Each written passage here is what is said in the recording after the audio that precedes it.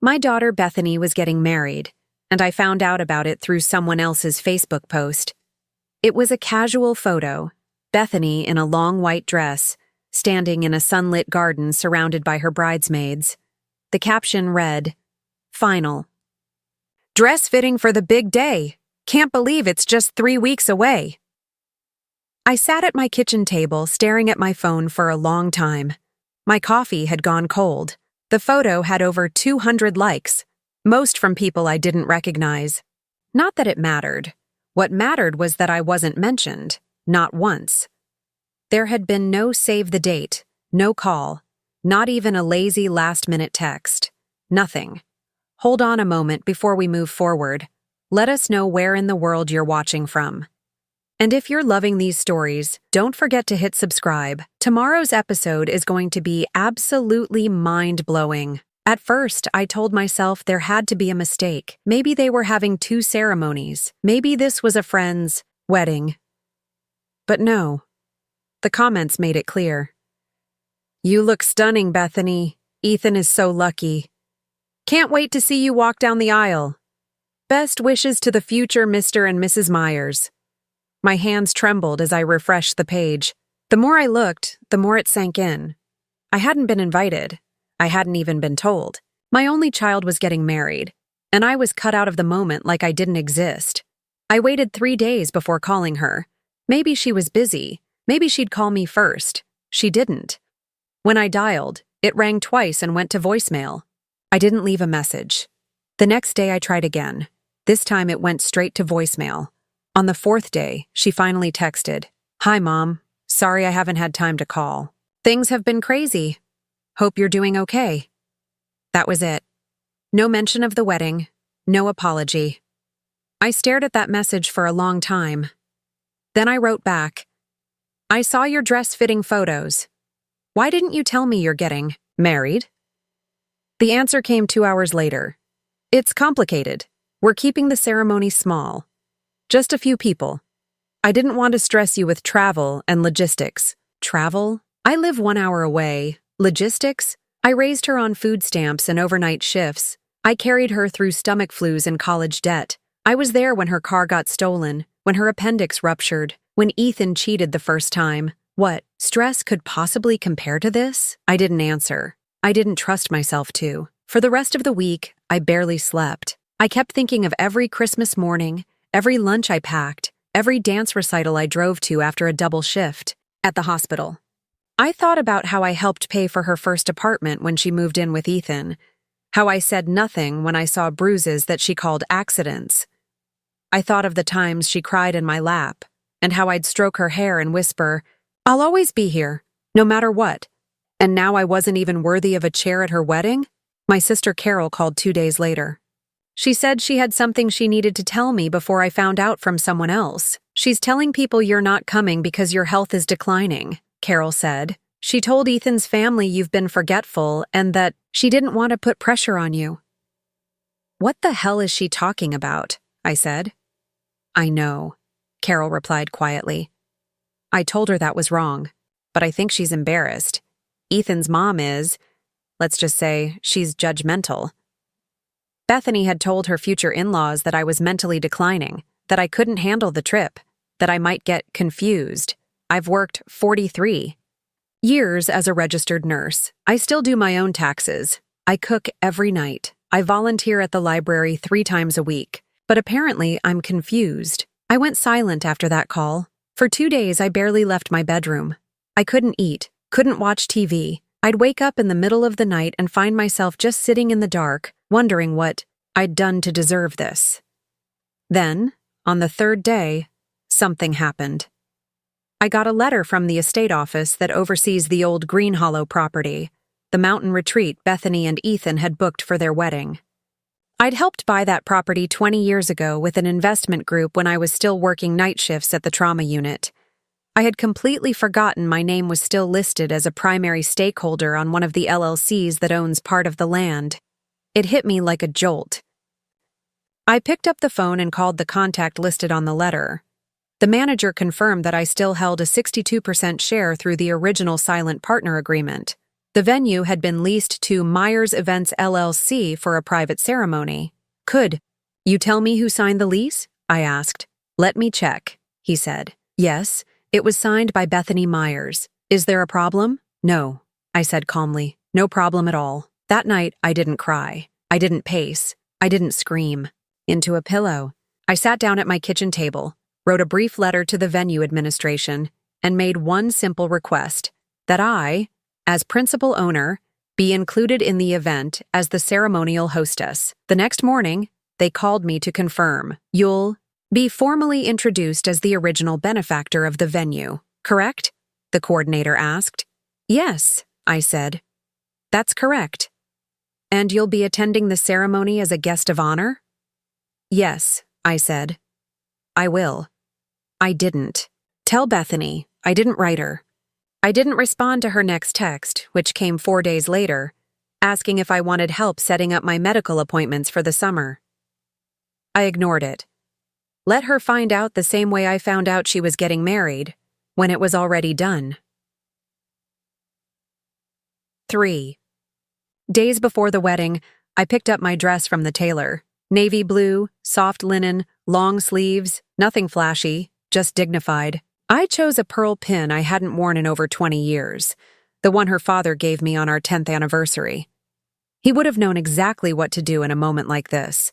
He would have walked in there, calmly, silently, and reminded everyone, who the hell built the roof over their heads? That's what I was going to do now. Not with yelling. Not with a tantrum. With presence. The kind of presence no one forgets. The morning of Bethany's wedding, I got up at 5. I didn't sleep much the night before, but I didn't feel tired. Just steady. I made coffee, took a shower, ironed my dress again even though it was already pressed, and laid everything out with quiet care. There was no music playing, no nervous energy, just stillness. The car picked me up at 8:15, exactly as scheduled. A black town car, simple and discreet, arranged by the venue in line with my request as primary stakeholder. The driver helped me into the back seat and handed me a printed itinerary for the day. I didn't need it. I knew what was going to happen. When we pulled up to Green Hollow, the main gates were already open and decorated with floral garlands. The trees surrounding the property had just started turning golden at the edges. It was warm for October, almost too warm, but the breeze helped. The car stopped at the main reception entrance. 2 staff members in formal black uniforms opened the door. One of them greeted me with a clipboard in hand. He couldn't have been older than 25. Mrs. Joanne Whitaker? He asked. That's me, I said. You're listed as a ceremonial host and primary venue representative, he confirmed. We've arranged for you to be escorted to the welcome area so you can be properly introduced to the guests when they arrive. I nodded. That'll be fine. The young man's hands were slightly shaky. He was clearly nervous. I suspected. No one told him until that morning who I was, or maybe they had, and he thought I wouldn't show up. Either way, he straightened up as I stepped forward, adjusting his stance like someone suddenly aware he was in the presence of authority. The bridal party hadn't arrived yet. The reception tent was half full of staff setting up tables, finalizing the placements. I walked past a long arrangement of white roses and eucalyptus branches and took in the name tags. Mother of the groom, maid of honor, Dr. Ethan Myers. But nowhere was there a tag for me. That was fine. I didn't need one. The coordinator, a woman named Rena, approached me shortly after I entered the building. She was well composed, mid-40s, sharp suit, clipboard tucked under one arm. She smiled, too quickly, the kind of smile people use when they're trying to avoid a scene. Mrs. Whitaker, I wasn't sure if you'd be joining us today, she said carefully. Well, I own the building, I replied without blinking. Seemed right that I be here. Of course, she said quickly. Yes, absolutely. We've made arrangements for you to be introduced during the reception toast, as you requested. Would you prefer to sit near the wedding party or in a more private section? Front row, I said. Left side. Understood, she nodded. I followed her down the gravel path toward the ceremony area. Everything looked perfect. Every detail had been polished to the edge. Glass lanterns lined the aisle. The chairs were draped in cream-colored linen. An arch covered in ivy and white orchids stood at the far end, waiting for my daughter to walk under it. I stood there for a while, staring at that arch, and I felt absolutely nothing. No excitement, no bitterness, no anticipation, just stillness. At 10:03 a.m., the wedding guests began to arrive. Some I recognized. Distant cousins, friends of Bethany's from school, people from church I hadn't seen in years. Many looked confused when they saw me. A few waved hesitantly. Others just stared. But no one asked why I was there. They didn't need to. Around 10:40, I saw her. Bethany stepped out of a white SUV, laughing with her bridesmaids. Her dress was simple, lace bodice, flowing chiffon skirt. Her hair was in a loose bun with a long veil clipped at the back. She looked beautiful. Younger than I remembered. Nervous, excited, unaware. She didn't see me at first. Not until she turned toward the venue entrance and saw the crowd starting to take their seats. I was standing near the arch, next to the officiant, the spot reserved for the host. The moment her eyes locked on mine, everything about her changed. Her shoulders stiffened.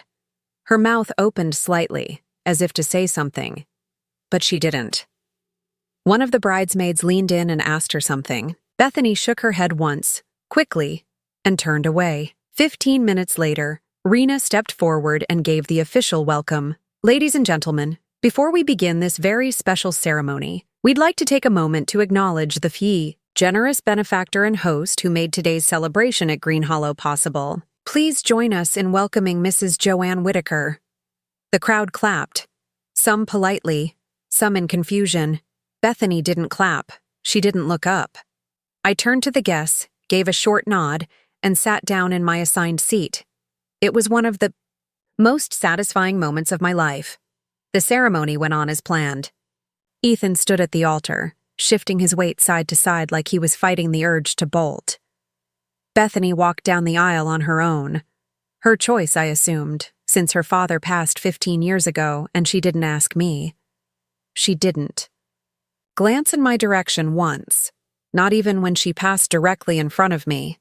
I kept my eyes on her, though, not to make her uncomfortable, not to provoke her, just so she would know every moment, every word, every vow was happening with me watching, not because she invited me, but because she couldn't erase me. After the ceremony, while the guests were escorted toward the cocktail hour, I stood near the edge of the terrace. A few people approached me cautiously. Joanne? Oh my God, I didn't know you were going to be here. Bethany didn't say anything about you coming. I thought you weren't well. I gave them short, polite responses. Let them stammer. Let them process. They could ask their daughter, niece, cousin, neighbor why she pretended I was too sick, too confused, too far gone. Let them wonder. I watched Bethany from across the tent. She was doing what she always did when uncomfortable, smiling too much, sipping champagne too fast, glancing over her shoulder like something might be creeping up behind her. I didn't approach her. I didn't need to. She came to me. It happened. Just after the toast, one of Ethan's uncles gave a speech that went too long. Then one of Bethany's friends got up to talk about college memories. And finally, the coordinator cleared her throat and said, "And now we invite our host and original patron of Green Hollow to say a few words." I stood. No microphone, no notes. I looked around the room, paused, and said calmly, "I don't want to take anyone's time. I just want to say I'm glad this place could serve as the backdrop for such an important day. I remember when Green Hollow was still just a dilapidated ranch house with no plumbing and broken windows. Took us 5 years to turn it into what you see now. It means a lot to me that it could host something so meaningful to my family. That's all." The room was silent. I sat back down. 10 minutes later, Bethany appeared beside me, her voice barely above a whisper. "Can we talk?" she said. I stood and followed her out the back of the tent. No one followed. We stood near the edge of the garden path. I waited. "You had no right to do this," she said. Her voice was shaking. "None. I paid for this venue," I replied. I had every right. You humiliated me. No, I said. I didn't post lies about your mental health online. I didn't pretend my own mother was too far gone to attend. I didn't humiliate you. You did that all by yourself. She blinked fast, as if trying to cry, but the tears weren't coming. You could have said something, she whispered. I did, I said. You ignored me. A long pause. Her eyes flicked to the side. I didn't want this day to be about you. It never was, I answered. That's the part you still don't understand. She didn't say anything after that, just stood there, face stiff, hands clenched. Then finally she turned and walked away without another word. I didn't follow. I went home before the cake was cut. I didn't need to see the rest. Let them enjoy the party. Let her try to rebuild her image with curated photos and carefully written captions, because no matter how much you crop a picture, people always remember who was really there. The morning after the wedding, I woke up at 6:40, just like I always did. It was a habit, not a necessity. I made coffee, fed the cat, and sat at the kitchen table. The house was quiet. No missed calls. No new messages. I didn't expect any. The newspaper arrived at 7:15. I didn't read it. I opened the front page, saw the headlines, then folded it back up and left it beside the sink. My mind was still at Green Hollow. I wasn't replaying the ceremony or the speeches. I wasn't wondering how the rest of the evening played out after I left. I was thinking about Bethany's face when she asked, "You had no right." That stuck with me. She still didn't understand. At around 9:30, Carol called. I hesitated before answering. "You okay?" she asked. "I'm fine. I heard from a friend who was there. She said people were whispering about you the entire night." "I'm sure they were," I said. "She also said your speech was short, respectful, and made some people very uncomfortable." I didn't answer. She said Bethany looked like she wanted to disappear. I still didn't say anything. Carol sighed. "You didn't deserve what she did to you, Joanne. And if she's embarrassed now, maybe that's exactly what she needs." I could hear dishes clinking in the background. Probably her kitchen, where she always had the radio on low, and a pile of laundry on the side table. She had always been the one to call when things got awkward in the family, the one who tried to play peacemaker, but this time even she sounded tired. "Did she reach out yet?" Carol asked. "No," I said, "and I don't expect her to." Maybe that's for the best. We hung up a few minutes later. I washed a few dishes and then opened my laptop. I wasn't planning to look, but I did. I opened Bethany's social media page. She hadn't posted anything new yet, but I saw that someone had tagged her in a photo from the reception. There I was in the background, sitting at a round table, facing away from the camera, but clearly visible. One of the guests had written, "Beautiful day, but some unexpected drama behind the scenes." Comments were disabled. I closed the page. Around noon, the doorbell rang. I wasn't expecting anyone. When I opened it, a delivery driver was standing there with a long white box. "Delivery. For Joanne Whitaker? That's me. From the Green Hollow event office," he said, checking his clipboard. He handed me the box and left. Inside was a formal thank you card and a small arrangement of flowers. The card was printed, not handwritten, no personal note. It simply read, "Thank you for your contribution to making the Myers wedding a success. Your support was greatly appreciated. Green Hollow Events." The flowers were hydrangeas and white lilies. Expensive, generic, forgettable. I placed them in the trash without reading the rest of the insert. 2 days later, I got a phone call from Ethan's mother, Lorraine Myers. The name flashed on the screen, and for a moment, I debated letting it ring. But curiosity got the better of me. "Mrs. Whitaker," she said the moment I answered. "I think we should talk." Her voice was tense, formal, like she was reading from a prepared statement. "Go ahead," I said. I was surprised. "To see you at the wedding," she began. "Bethany didn't tell us you'd be attending." "She didn't know," I replied, "but she also didn't invite me, so we're even." There was a pause. "I see. Well, I was under the impression that you were dealing with some medical concerns. Where did you hear that? She didn't answer right away. Bethany mentioned it, more than once, she said finally. She told us you'd been confused lately, that you'd been struggling with memory. Did I seem confused? No, she said. You did not. Good. Another pause. Well, she said, in that case, I suppose I owe you an apology. I'm not asking for one, I said. But you're right. You do. She cleared her throat. I don't know what's been said between you and Bethany, but I think you should know. Some of the things she told us don't seem to be true. My husband and I were left with a very different impression of your circumstances. Is that so? I said flatly. Yes, and frankly, I think we've been misled. This was the closest thing I was ever going to get to an admission from that woman. I didn't expect sincerity, but I also didn't expect the slight tremor I heard in her voice. A woman like her wasn't used to being caught off guard. She's your daughter, Lorraine said. But she's my daughter-in-law now. And we want to make sure she doesn't bring unresolved family matters into this marriage. There it was, control. Even now, she was trying to position herself as the one who could fix what Bethany had broken, not to help, but to manage, to maintain. Image. I'll let Bethany handle her own consequences, I said. I've done enough of that already. Another silence. Very well, she said. I just wanted to say that the venue was lovely, and your presence was noted. I'm sure it was. We ended the call shortly after.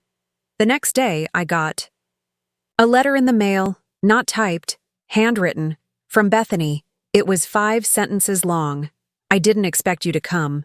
You embarrassed me. That day was supposed to be about me and Ethan. You made it about you. I need time. I stared at it for a while. No, sorry. No reflection. No explanation. Just blame. I folded it neatly, placed it back in the envelope, and slid it into a drawer next to a pile of old family photos. Pictures of her 6th birthday, of her at graduation, of me sitting in hospital scrubs with a cake on the counter and her arms around my neck. It was like placing a note in a time capsule, not to forget, but to remember what was real, what had been. Because no matter what Bethany told herself now, those things had happened. I was there, always had been. 3 weeks passed. Then, out of nowhere, I got a message from Rena, the venue coordinator. She said a couple was interested in booking Green Hollow for a charity fundraiser and wanted to know if I would be willing to attend and represent the original ownership group again. Of course, I wrote back, and I did. I showed up, wore a dark green jacket, low heels, and a clear name badge with venue co-founder written in black ink. When I walked in, the catering manager recognized me. You're Bethany's mother, she said. Yes, I said. Still am. She looked down, awkward. I heard what happened. People talk. I'm sure they do. The fundraiser went fine. I gave a short speech, again. Said nothing dramatic, just facts. And afterward, a woman in her 60s came up to me and said, You handled everything with a kind of strength I haven't seen in a long time. I thanked her. I meant it. I went home, took off my shoes, and sat down in my armchair with a cup of tea. At that point, I realized something I hadn't fully accepted before. Bethany didn't cut me out because I failed her. She cut me out because she thought she could, because she believed I wouldn't push back. But I did. Not with anger. Not with revenge. With presence. And now, that presence lived in every story told about that wedding. Every photo that had to be edited. Every question that Ethan's family didn't know how to answer. Every rumor that couldn't be silenced because the truth had stood in front of them, smiling, saying, I built this, and she knew it. It had been almost 6 weeks since the wedding, and I hadn't heard a word from Bethany since the handwritten note that blamed me for ruining her day. I kept that envelope sealed in the drawer and didn't read it again. Once was enough. I wasn't looking for a second round of insult. Life went on. I started attending the local council meetings again, volunteered to help sort books for the library's annual sale, baked banana bread for the seniors at the community center, None of this was new. It was the life I had built after retirement, and it had served me well long before my daughter decided to pretend I didn't exist. Then one afternoon in early November, my phone rang. I was out in the backyard pulling weeds near the fence line. The air was crisp and I had dirt under my fingernails when I saw her name light up on the screen, Bethany. I stared at it for a moment. I didn't feel nervous. I didn't feel angry. I just felt curious. I wiped my hands on a towel and answered, "Hello." There was a pause. "Hi, Mom." Her voice was cautious, measured. I didn't respond. I just waited. "I thought I'd call." "You did." Another silence. "I've been thinking about what happened," she said. "And I think we should talk. In person." "You think we should talk?" I repeated. "Yes, just to clear the air. Maybe we could meet for lunch or something." I didn't answer right away. Finally, I said, "What do you want from me, Bethany?" She hesitated. "I don't want anything. Are you sure?" Another pause. Then, "I just think it would be good for us to talk." I didn't believe her. Not entirely, but I said, "Fine. Pick the place. Let me know when." She suggested a cafe near her office. Somewhere public, of course. Controlled. I agreed. We met that Friday at 12:30. I arrived on time. She was already seated near the window, wearing a beige coat and tapping nervously at her phone. She stood when she saw me and leaned in for a hug, but I didn't move. I just sat down. "Thanks for coming," she said. I nodded. The waitress came, took our orders, and disappeared. We sat in silence for a moment before Bethany finally spoke. "I've been talking to Ethan about everything, about how things happened, at the wedding, about what I said." I watched her face carefully. She didn't look regretful. She looked like someone reciting a script they'd rehearsed. "And? I shouldn't have kept you out," she said. "I realize now that it was wrong." "That's a start." She blinked. "I was trying to protect the day. I thought, I don't know, that it would be easier, that things would go more smoothly without drama." "You mean without your mother?" She flinched. "I didn't mean it like that." "But that's what you did," I said calmly. "You rewrote the story so you wouldn't have to explain me. You told lies to make people think I couldn't be there, because it made your life easier." She stared down at her hands. "I know," she said finally. "And I'm sorry." It didn't sound rehearsed this time. It sounded strained. Real, maybe, but real in the way someone apologizes when they've been cornered, not when they've come to a revelation. I took a sip of water and looked out the window. "I don't need the apology, Bethany," I said. "Not anymore." Her head snapped. "Up." "What?" "I needed it 6 weeks ago. Or 6 months ago. Not today. Today, I just need clarity."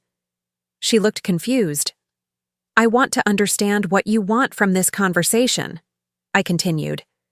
"Because I'm not interested in being dragged back into a relationship where I'm only welcome when I'm quiet and invisible." "I'm not asking for that," she said quickly. "Then what are you asking for?"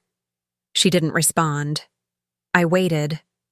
"I want us to move forward," she said after a long pause. "I want to fix things." I leaned back in my chair. "Fixing things doesn't mean erasing what you did," I said.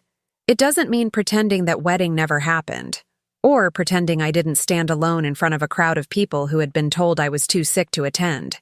She looked ashamed, but she didn't deny it.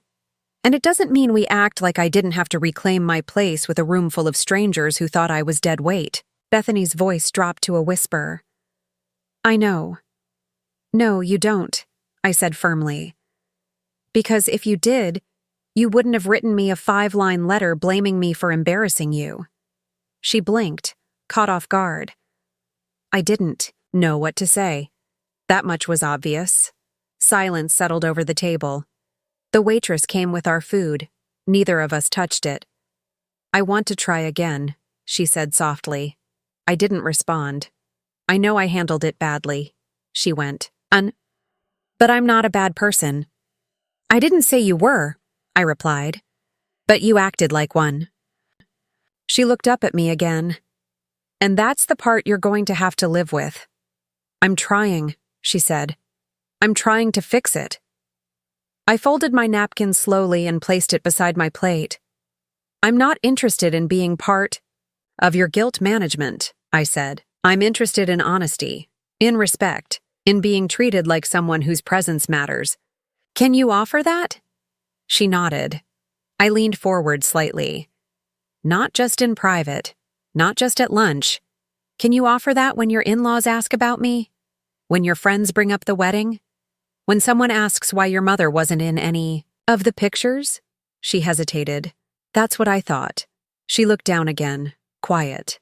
Bethany, I said, I don't need you to fix the past, but I also don't need to play the role of the tolerant mother who forgives everything, just because you decided to show up with a clean slate. So what do you want? She asked. I want space, not silence, not distance, just space to decide what kind of relationship I'm willing to have with you now. I understand, she said. I stood up. I hope you mean that. She didn't argue. She didn't ask for a hug. She didn't try to say anything else. I paid my share of the bill, left the tip, and walked out without turning back. That night, I didn't cry. I didn't replay the conversation in my head. I didn't wonder what she'd tell Ethan when she got home. I simply sat in my chair, with my legs tucked under a blanket, and watched the evening news, like I did every night. I poured myself a cup of tea, pulled the mail from the counter, and placed the letter she had sent me into the shredder without blinking. She said she wanted to fix things. I didn't believe her. Not yet. And maybe not ever. 3 weeks after our lunch, Bethany invited me to dinner at her house. I had no intention of going. She left a voicemail first. Her voice was upbeat, like nothing awkward had happened between us. She said she and Ethan were hosting a small dinner with a few people from his work and a couple of mutual friends. She said she wanted me there. She emphasized that this time she wanted people to see us together. I didn't respond. 2 days later, she sent a text. Mom, I meant it. I'd really like for you to come. It would mean a lot. I let that sit for a while. The invitation didn't feel sincere. It felt calculated. Like she was trying to patch the optics, not the relationship. But part of me wanted to go. Not for her. Not for Ethan. For myself. To see how far she would take this new version of the truth she was trying to. So I texted back, Fine, what time? She replied almost immediately. 6:30. Casual dress. Please come. When I arrived that Friday evening, I parked on the street even though there was space in the driveway. I walked slowly up the front steps of their white-painted house with its oversized porch lights and spotless entryway. Bethany answered the door with a forced smile. Hi, Mom, she said. I gave a small nod and stepped inside. The house looked like a showroom, not a family home. Everything in soft, neutral tones. The furniture matched. The kitchen counters were spotless. It smelled like cinnamon candles and roasted chicken. Ethan came out from the kitchen a few seconds later. Joanne, he said. Good. To see you. He extended his hand like a colleague, not a son-in-law. I shook it. Thanks for having me, I said. I followed them into the living room, where 3 other people were already seated. Ethan introduced them quickly. 2 men he worked with and 1 woman who lived nearby. I'd never met any of them before. Bethany poured wine, asked if I wanted red or white. Water's fine, I said. She gave me a glance, unsure how to respond. She poured me a glass anyway and sat beside me. The conversation started off stiff. Ethan talked about some project at work. The others laughed at his jokes. Bethany asked the neighbor about her dog. They chatted like everything was normal. I didn't speak. Then, about 20 minutes in, the woman, her name was Lauren, turned to me. Bethany told me you used to be a nurse. She said you were in emergency medicine? For 43 years, I said. That's amazing. I don't know how people do that. I faint at the sight of blood. I nodded. She also said you helped fund the Green Hollow venue when it first opened, Lauren added. Bethany's face tensed. I looked at her, then back at Lauren. I didn't just fund it, I said. I was one of the original investors. I still hold a majority stake. Lauren blinked. Oh, wow. I didn't realize that. Bethany opened her mouth like she was about to interrupt, then closed it. That must have been awkward at the wedding, Lauren added, trying to smooth things over. It wasn't awkward for me, I said. Silence. Ethan cleared his throat. Dinner's ready, he said. We all moved into the dining area. The table was set for 7, each place neatly arranged. I sat near the end, beside a man named Darren who spent most of dinner talking about his latest hiking trip. I nodded when appropriate, but my attention kept drifting back to Bethany. She was overperforming, smiling too much, laughing too loudly. She kept offering to refill glasses, kept glancing at me like she was checking a box. At one point, when she passed the bread basket, she touched my shoulder lightly. I didn't react. Halfway through the meal, someone brought up family traditions. Thanksgiving, Christmas, old recipes.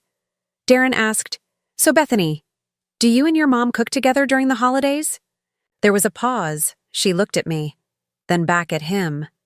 "We used to," she said. "We had some amazing Christmases growing up."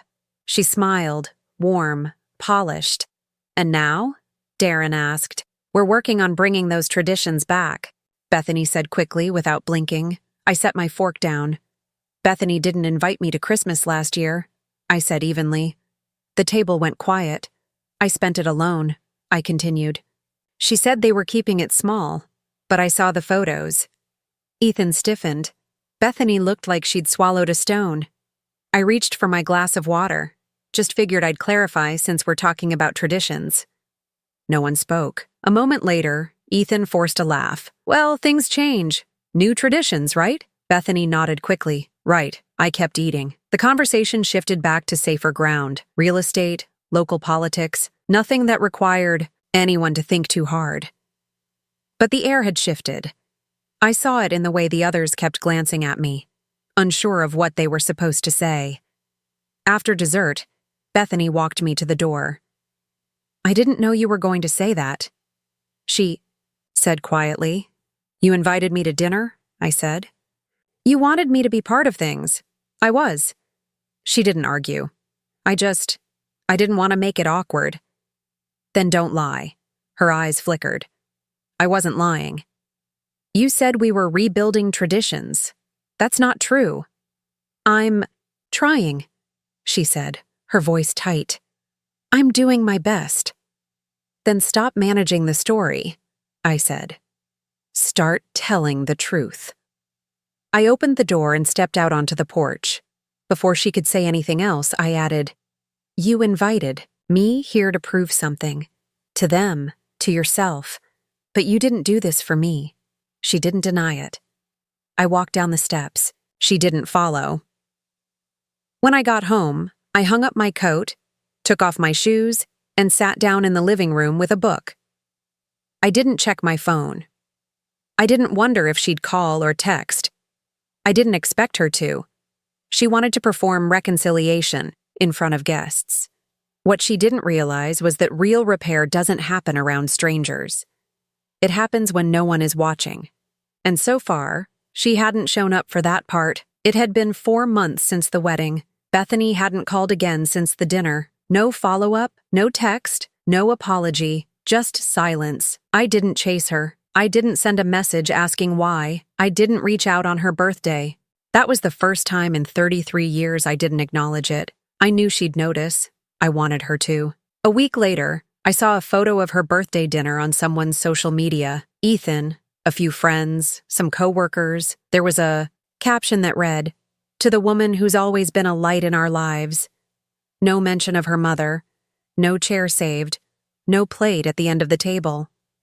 I stared at that photo for about 5 seconds. Then I closed the page and didn't think about it again until she showed up at my house. It was a Sunday afternoon. I had just gotten home from the grocery store. I was putting eggs in the fridge when I saw her car pull up out front. No warning. No call. Just her, stepping out in jeans and a sweater, walking up the path like she had every right to be there. I opened the door before she could knock. She stood there for a second, unsure of herself. "Hi, Mom. I didn't move. Can I come?" "In? In?" I stepped aside without speaking. She walked in slowly, her eyes taking in the familiar surroundings. The couch, the same old rug, the smell of lemon cleaning spray and laundry. Everything exactly the same as it always had been. I waited. I didn't know where else to go, she said. "I've been thinking about things a lot." I crossed my arms. "Sit down if you have something to say." She sat. I stayed standing. "I know I've handled this badly," she started. "I know I hurt you." I said nothing. "I've spent the last few weeks trying to justify it to myself," she continued, "telling myself I had reasons, that the wedding was complicated, that I was trying to keep the peace.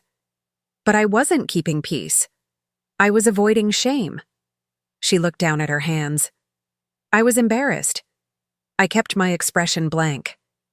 I told Ethan's family you were sick because it was easier than admitting. I was scared of what people would think." "And what exactly were you afraid they'd think?" I asked. She hesitated.